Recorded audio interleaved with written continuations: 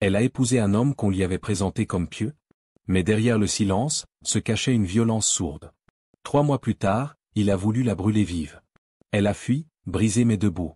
Et malgré les flammes, les larmes et les jugements, elle a transformé la cendre en lumière. Car certaines femmes renaissent là où d'autres s'éteignent. Les promesses d'une vie simple. La salle du mariage était modeste. Une maison familiale en périphérie du village de Ngolok, parée de rideaux blancs, de chaises dépareillées, de plats traditionnels et de sourires forcés. Aïssata, 24 ans, enseignante douce et instruite, portait une robe empruntée et des espoirs dissimulés. Elle souriait à ses parents, aux tantes bavardes, mais ses yeux trahissaient une tempête silencieuse. Devant elle, l'homme qu'on lui avait présenté à peine 3 semaines plus tôt, Khalil, 35 ans, marchand de bétail, illettré mais connu pour sa richesse grandissante et sa religiosité apparente. Il s'exprimait peu. Quand il parlait, ses mots étaient simples, parfois durs. Il l'appelait ma chance du paradis, mais ne la regardait jamais vraiment dans les yeux. Le mariage avait été arrangé en hâte. Les parents d'Aïssata, épuisés de l'avoir refusé tous les prétendants, avaient fini par insister. Il est pieux, il est prêt, il t'offrira la sécurité. Tu pourras le guider. Elle avait cédé. Par fatigue, peut-être. Par espoir aussi, qu'un homme simple puisse l'aimer profondément. Cette nuit-là, dans leur chambre modeste au mur nu, Khalil s'endormit sans un mot. Aïssata resta éveillée, écoutant la pluie qui frappait le toit en tôle et le silence entre eux qui grandissait comme un gouffre. Les débuts du silence. Les premières semaines furent calmes. Trop calmes. Khalil quittait la maison à l'aube, rentrait tard. Il ne parlait pas beaucoup. Il mangeait, priait, dormait. Pas de tendresse, pas de regard. À peine un mot en passant. Le thé. Le riz est trop mou. Ouvre la porte. Aïssata, dans son silence, essayait. Elle préparait ses repas préférés, lui lisait parfois quelques versets du Coran le soir, pensant l'émouvoir par la foi. Mais il la regardait sans répondre, comme si ses mots lui appartenaient à elle seule, comme si sa voix ne méritait pas d'être entendue. Une nuit, elle osa. « Khalil, est-ce que tu es heureux avec moi ?» Il haussa les épaules. « Tu es là, c'est déjà ça. » Ce soir-là, elle comprit, il ne l'aimait pas. Il l'avait prise pour une fonction, pas pour une présence. Mais ce qu'elle ignorait encore, c'était que ce silence n'était que la première braise. Quelques jours plus tard, il entra un soir avec un vieux téléphone dans la main. Il l'avait acheté. « Montre-moi comment écrire ton nom, » dit-il, les sourcils froncés. Elle sourit, heureuse de ce petit pas. Elle prit le téléphone, tapa Aïssata, lui montra. Mais son visage changea. Il regarda les lettres comme si elles étaient des armes. « Pourquoi ce i-là ?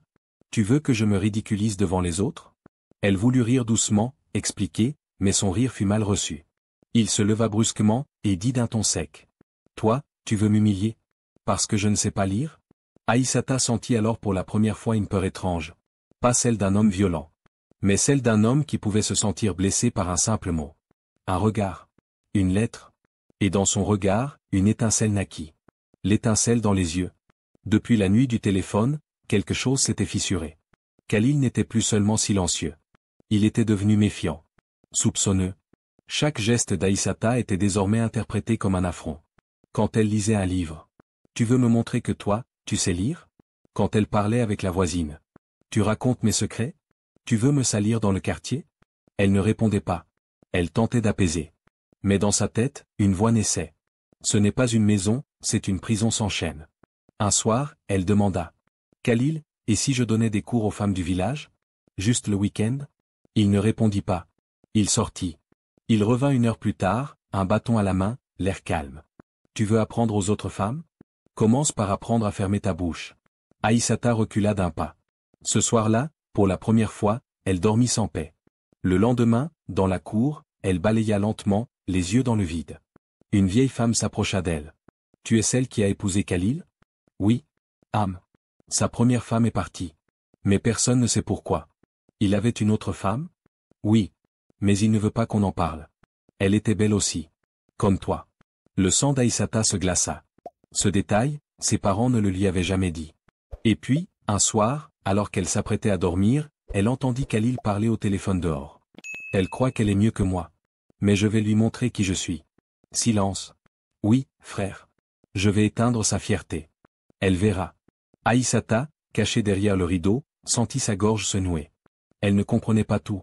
Mais une chose était claire. L'homme qu'elle avait épousé nourrissait une colère sombre. Et cette colère, elle sentait qu'un jour, elle la toucherait. Les cendres du respect. Depuis l'appel téléphonique, Aïssata vivait dans une tension constante. Elle ne mangeait plus à sa faim. Elle dormait mal. Chaque geste de Khalil était devenu imprévisible, un jour silencieux, le lendemain glacial, et parfois brutalement moqueur. Un matin, alors qu'elle préparait le petit déjeuner, il renversa exprès le plateau. « Tu veux faire la parfaite, hein? Tu crois que t'es une princesse ici ?» Elle ne répondit pas.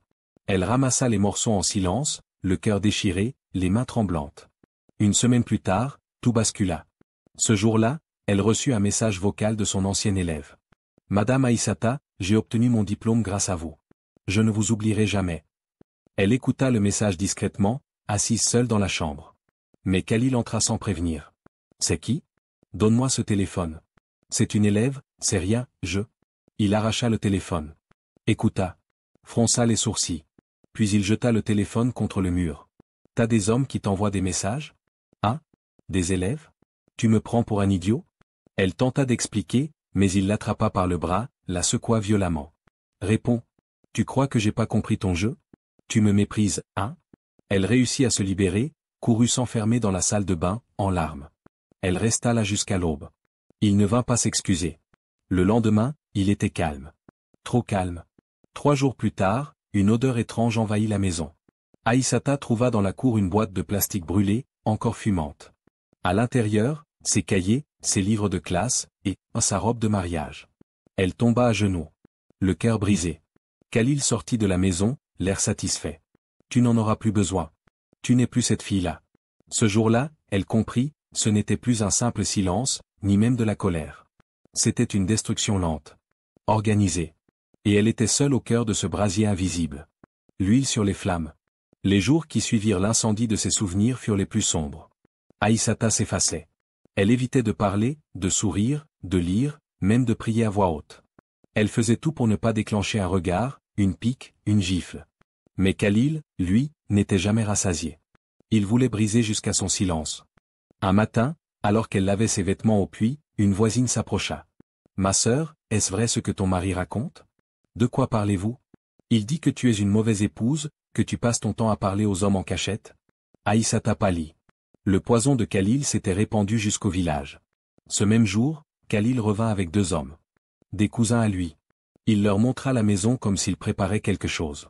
Puis, le soir venu, il s'assit face à elle, un bidon d'huile de cuisine entre les jambes. « Regarde bien ce qu'il y a là, dit-il. » Elle le fixa, tremblante. « C'est avec ça qu'on fait cuire les beignets, ou qu'on purifie une femme insolente. » Elle sentit sa gorge se serrer. « Khalil, pourquoi tu me fais ça? Parce que tu fais la fière. Tu veux que je sois ton élève. Tu veux me dominer avec tes livres, tes mots, ton air supérieur. » Il se leva brusquement et versa de l'huile sur le sol, tout près d'elle. « La prochaine fois que j'entends ton nom dans une bouche d'homme, je t'ensevelis dans le feu. » Cette nuit-là, Aïssata prit une décision. Elle glissa quelques habits dans un sachet plastique, attrapa son ancien téléphone fêlé. Mais la porte était déjà verrouillée de l'extérieur. Elle était piégée. Et Khalil dormait comme un homme tranquille, l'air paisible, comme s'il n'attendait qu'une seule chose, le moment exact pour réduire son épouse en cendres. Le jour où le feu a parlé. Le soleil s'était levé lourd ce matin-là. Un silence étrange flottait dans la cour, plus pesant que d'habitude. Aïssata préparait le petit déjeuner. Elle faisait tout au ralenti, le regard vide, les mains tremblantes. Elle avait rêvé qu'elle courait dans un champ en feu. Et dans le rêve, elle entendait une voix murmurer. « Si tu restes, tu ne reviendras plus jamais. » Khalil entra sans saluer. Il était vêtu d'un boubou sombre. Il ne mangea pas. Il tourna dans la maison comme un animal nerveux. Puis il sortit. Vers midi, il revint. Il transportait un bidon, un plus grand que celui de l'autre jour. Cette fois, ce n'était pas de l'huile de cuisine. C'était du carburant. Aïssata, figée, le regarda poser le bidon contre le mur, sans dire un mot. Il l'observa longuement, puis dit simplement. « Tu veux partir? Tu pars aujourd'hui. Mais pas comme tu crois. » Elle sentit ses jambes faiblir. Elle recula instinctivement. Il avança. « Tu crois que tu peux me jeter comme un chiffon? Tu crois que les femmes comme toi méritent des hommes comme moi? Tu veux m'humilier? Tu veux me faire passer pour le dernier des idiots devant le monde? Tu ne sortiras pas vivante de cette maison si tu ne te soumets pas comme une vraie épouse. » Il saisit le bidon. L'ouvrit. Et sans prévenir, il éclaboussa le sol, les murs, et ses vêtements. L'odeur était insoutenable. Aïssata hurla. « Khalil! Tu vas tuer quelqu'un. Tu vas te tuer toi-même. » Mais ses yeux étaient absents. Il craqua une allumette. Juste à ce moment, la porte s'ouvrit brusquement. C'était la vieille voisine, celle qui l'avait averti jadis. Alertée par les cris, elle avait escaladé le mur du fond, armée d'un bâton. « Arrête, Khalil. Tu vas faire un malheur. Tu veux devenir criminel ?» Khalil resta figé, l'allumette en main, tremblant. Puis il la jeta au sol, mais dans une flaque encore humide. Pas de feu. Pas encore. Mais le message était clair, la prochaine fois, il ne raterait pas. Et Aïssata, à genoux, suait, pleurait, priait. Ce soir-là, la vieille femme lui glissa un bout de papier dans la main. « Demain, à l'aube. Derrière le puits. Ne dis rien. Fuis. » Le prix de l'évasion. L'aube était grise. Le vent portait l'odeur de la poussière et du danger. Aïssata n'avait pas fermé l'œil. Elle avait serré le bout de papier toute la nuit, trempée de sueur et de peur.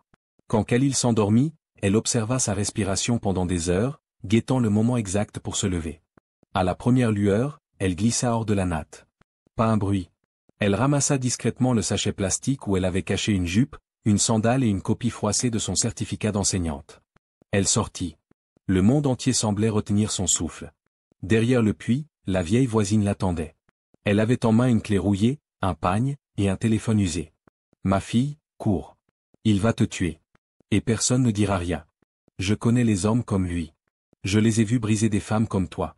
Tu ne dois pas finir en fumée. » Aïssata prit les objets, les larmes aux yeux. « Merci. Que Dieu vous bénisse. Ne regarde pas derrière toi. Même si tu entends son nom. » La vieille lui indiqua un sentier discret derrière les maisons, passant par le petit marigot. Aïssata courut. Mais à peine avait-elle franchi le premier bosquet qu'un cri déchira le matin. « Aïssata !» Khalil était réveillé. Il sortait de la maison, pieds nus, les yeux rouges, hurlant comme un démon. Il courait, une machette à la main. Aïssata accéléra, trébucha, se releva. La jupe s'était déchirée. Le pagne tomba. Mais elle n'avait qu'une pensée. Fuir. Vivre. Respirer. Elle atteignit le chemin de terre, haletante, pieds en sang. Un taxi-brousse passait. Elle se jeta devant. Le véhicule freina dans un nuage de poussière. Le chauffeur, choqué, ouvrit la portière. « Monte vite, ma sœur. » Elle grimpa. Juste au moment où Khalil atteignait la route. Il frappa violemment la portière du véhicule. Mais le chauffeur démarra en trombe, manquant de l'écraser. Dans le rétroviseur, Aïssata le vit, seul, debout au milieu de la route, tenant une boîte d'allumettes entre ses doigts. Elle n'avait pris ni argent, ni papier. Mais elle avait sauvé sa vie. Et désormais, elle n'était plus une épouse. Elle était une survivante. Les marques du feu, même sans flamme. Le taxi-brousse l'avait déposée à la gare de Toubib Dior. Une ville moyenne, bruyante, où personne ne connaît personne. Le genre d'endroit où on peut se cacher, si on a de la chance. Aïssata trouva refuge dans un petit foyer pour femmes seules, tenu par une ONG. Elle n'avait presque rien, un pagne troué, un téléphone sans charge, et une douleur qu'aucun mot ne pouvait exprimer. Mais elle avait son souffle. Les premiers jours, elle restait muette. Les assistantes sociales lui posaient des questions. Elle hochait la tête, répondait peu. Mais chaque nuit, elle rêvait du feu. Du bidon. Des yeux vides de Khalil. De l'allumette jamais craquée, mais qui vivait encore dans son cœur comme une brûlure invisible. Un médecin examina ses bras meurtris par les bousculades et les griffures. « Vous avez eu beaucoup de chance. Encore quelques jours, et il aurait franchi la limite. » Elle ne répondit pas. Elle le savait. Elle l'avait vu franchir cette limite, dans ses yeux. Un soir, une autre femme du foyer, Aminata, lui apporta un bol de soupe. « On dit que t'étais institutrice ?» Aïssata hocha la tête. Et lui, il savait lire ? Silence. C'est toujours pareil. Ils veulent une femme douce et soumise, mais dès qu'elle pense, qu'elle parle, qu'elle brille, ils veulent éteindre la lumière. Aïssata sentit ses larmes couler, pour la première fois devant quelqu'un. Il voulait me brûler, mais c'est moi qu'il craignait. Quelques jours plus tard, l'assistante sociale lui proposa un stage dans une école voisine. Tu peux recommencer, petit à petit. Tu peux redevenir toi. Elle entra dans la salle de classe. Les enfants riaient. Elle vit une craie, un tableau noir. Et là, elle comprit. Il n'avait pas réussi. Il avait voulu la réduire en cendres. Mais elle était fumée sacrée. Le jugement de la braise. Les mois passèrent. Aïssata enseignait à demi-salaire dans une école en périphérie. Elle dormait sur un matelas mince, mangeait peu, mais elle vivait. Et chaque soir, devant le miroir fêlé des dortoirs du foyer, elle se regardait en murmurant. « Je suis encore là. » Et lui, il est resté derrière. Mais le passé, lui, n'avait pas dit son dernier mot. Un matin, 2 gendarmes frappèrent à la porte du foyer. Mademoiselle Aïssata? Vous êtes bien la femme de Khalil Sandrine? Son sang se glaça. Elle hocha lentement la tête. Il a porté plainte contre vous. Pour vol et abandon de domicile conjugal. Quoi? Il prétend que vous avez pris de l'argent et que vous l'avez fui avec un autre homme. Les larmes montèrent, pas de peur, mais de rage contenue. Elle regarda les deux hommes en uniforme, puis dit avec fermeté. Il a voulu me tuer. Il m'a versé de l'essence dessus. Demandez à la vieille du quartier. Elle m'a sauvé. Je n'ai rien volé. C'est ma vie que j'ai sauvée. Les gendarmes se regardèrent. Il y aura enquête. Il faut que vous veniez témoigner. Le jour du jugement, elle se retrouva face à lui. Khalil, vêtu de blanc, simulait la douleur. Je l'ai accueillie comme une reine. Elle m'a humilié. Elle parle trop, elle voulait me contrôler. C'est elle qui m'a frappé. Mais Aïssata, cette fois, ne baissa plus les yeux. Elle raconta tout. Les menaces. Le feu. Le bidon. Le téléphone brisé. Les nuits enfermées. Les brûlures invisibles. La salle resta silencieuse. Même Khalil ne souriait plus. La vieille voisine fut convoquée. Elle raconta tout. J'ai vu ce qu'il préparait. J'ai escaladé le mur pour la sauver. Le juge se leva. Khalil Sandrine. Votre plainte est rejetée. Mais plus encore. Une procédure est ouverte pour tentative d'homicide. Vous serez jugé pour violence conjugale aggravée. Khalil blêmit. Aïssata sortit du tribunal, le souffle court. Pas fière. Pas victorieuse. Juste, libre. Ce que le feu ne peut pas détruire. 1 an s'était écoulé. Le procès était derrière elle. Khalil avait été condamné. Pas pour longtemps où la justice parfois s'essouffle, mais assez pour que son nom soit marqué. Aïssata, elle, s'était reconstruite. Elle habitait désormais une petite pièce au-dessus d'une école rurale où elle enseignait aux jeunes filles. Ses élèves l'appelaient Maman Lumière. Parce qu'elle expliquait lentement. Doucement. Comme si chaque mot pouvait panser une blessure invisible. Un jour, une élève leva la main. Madame, pourquoi vous n'avez pas d'enfant? Aïssata sourit tristement. Parfois. Dieu nous donne d'abord une grande cicatrice, avant de nous donner ce qu'on a toujours espéré. La classe ne comprit pas tout. Mais elles virent ses yeux briller. Ce soir-là, elle rentra chez elle et s'assit seule avec une lettre à la main. C'était une demande d'admission à une école internationale, pour devenir formatrice de femmes victimes de violences. Elle hésita. Puis regarda la flamme de la bougie devant elle. Elle pensa au bidon. À l'allumette. À la peur. Puis elle souffla doucement sur la bougie. Et murmura. Tu ne m'as pas tuée. Tu m'as rendue incandescente. La flamme ne ment jamais. Des années plus tard, dans une grande salle éclairée par des bougies et des regards pleins d'admiration, une femme prit la parole. Elle portait un panier sobre, un foulard noué simplement, et un badge sur lequel on pouvait lire. Docteur Aïssata Sarr, conférencière, formatrice, survivante. Sa voix était douce, ferme. Sa présence, rayonnante. Elle s'adressait à une centaine de jeunes filles, venues de tout le pays, assises, prêtes à écrire leur avenir. Un jour, j'ai cru que ma vie finirait dans une flamme. Un jour, j'ai cru que je n'étais rien d'autre qu'un nom écrit dans la colère d'un homme. Mais j'ai survécu. Et aujourd'hui, si je suis là, c'est pour vous dire ceci. Même quand quelqu'un tente de vous brûler, souvenez-vous, la cendre peut devenir une terre fertile. Une ovation. Et au fond de la salle, une vieille femme aux yeux fatigués essuya une larme. C'était la voisine. Elle avait veillé à distance. Elle l'avait sauvée une fois, et aujourd'hui, elle assistait au renouveau d'un destin qu'on voulait réduire en poussière. Merci d'avoir écouté cette histoire. Si elle a touché quelque chose en vous, si elle a réveillé un souvenir, une émotion, ou simplement un peu d'espoir. Abonnez-vous. Pas seulement pour une vidéo de plus. Mais pour continuer ensemble ce voyage à travers des récits oubliés, des vérités humaines, et des silences qui parlent plus fort que les mots. Votre écoute donne vie à ces histoires. Merci d'en faire partie.